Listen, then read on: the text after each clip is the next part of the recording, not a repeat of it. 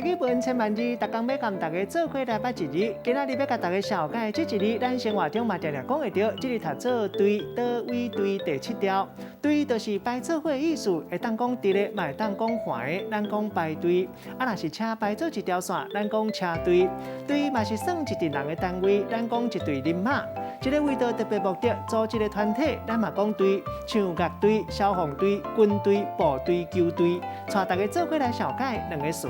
头一个读做排队，也就是讲为了一个目的，照头到尾一个并头排落去，嘛有人讲是排列。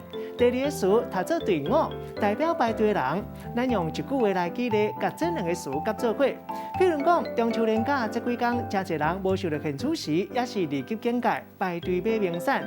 若是排队排到落长，拢无保持社交距离，就会互人足紧张。今仔日小解这一日对提供互大家参考。